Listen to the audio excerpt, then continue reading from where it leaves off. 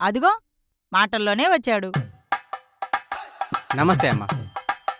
అబ్బబ్బబ్బబ్బబ్బా, మీ ఇద్దరిని ఇలా చూస్తుంటే మునులు కూడా కామంతో కైపెక్కించేలా ఉన్నారు. నిజంగా అంత అందంగా ఉన్నావా? పెళ్లి చేయడానికి అబద్ధం చెప్తాను గాని అమ్మాయిలు పొగడ్డానికి అస్సలు అబద్ధం చెప్పను. పొగిడింది చాలు, పని మొదలు పెడదామా? మొదలు పెడదామండి. ఇంతకీ మీ మూడుగారు ఎక్కడా? ఎక్కడో ఎక్కడానికి వెళ్ళాడు. పెళ్ళం ఇక్కడ ఉండగా ఎక్కడో ఎక్కడానికి వెళ్ళడం ఏంటి? అక్కకి రసం నింపి నింపి నీరసం వచ్చిందంట. మళ్ళీ రసం ఫుల్లుగా నింపుకొని వస్తాడంట. రసం అయిపోయి నీరసం వచ్చి పారిపోయాడా? మగాళ్ళు ఇలా కూడా పారిపోతారా? నీకు డౌట్ ఉంటే చెప్పు. అమ్మో, నీకు కూడా మా అక్క ఈజీగా నీరసం తెప్పిస్తుంది. ఏయ్, వాడు అడగని విషయాలు చెప్పడం అవసరమా? ఎవరైనా టెంప్ట్ చేస్తే టెంప్ట్ అయ్యే బాడీ కాదు నాది.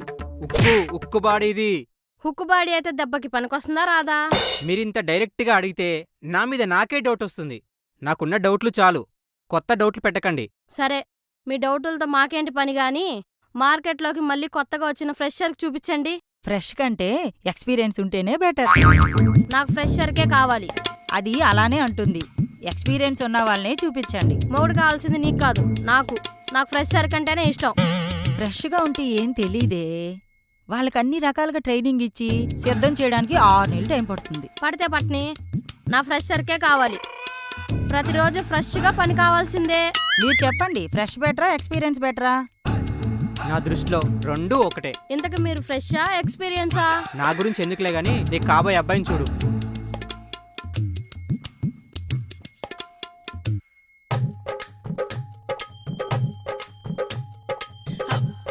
మగాడు అబ్బబ్బా మగాడు అబ్బా. అక్క, వీడు బాగున్నాడు కదా? మగాడు పైన ఓకే, కిందనే డౌట్.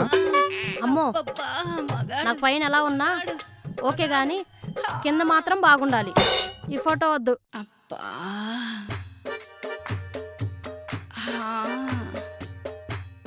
అబ్బబ్బా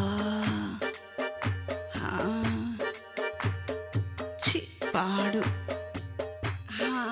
వీడు ఏ, వాడేం బాగున్నాడే? మ్మ్. వీడు చూడు బాగున్నాడు.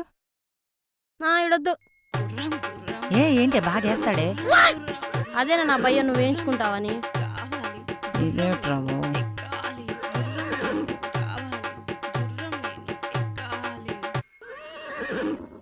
నాకు నచ్చలేదు.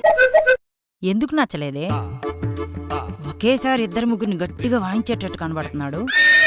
అలా కనపడుతున్నాడనే వద్దంటున్నాను. అలా ఉంటేనే నిన్ను రోజు వాయిస్తాడు, బాగా సుఖపడతావు. వాడిని పెళ్లి చేసుకుంటే నాతో పాటు నిన్ను కూడా వాయిస్తాడేమోనని డౌట్ వస్తుంది. పాపం, వాడిని చూస్తే అలా అనిపించట్లేదే. నాకు వీడి మీద కాదు, నీ మీదే డౌట్. అంటే ఏంటే? వాడు నీ మొగుడైతే సిగ్గు లేకుండా వేయించుకుంటానా? అంతే. హ్మ్. అసలే నీ వేణులో స్వరాలు ఆగిపోయినాయి.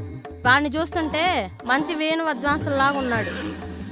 దేన్నైనా ఈజీగా ధ్వంసం చేసేలా ఉన్నాడు. అలాంటి వాడిని చేసుకోవే.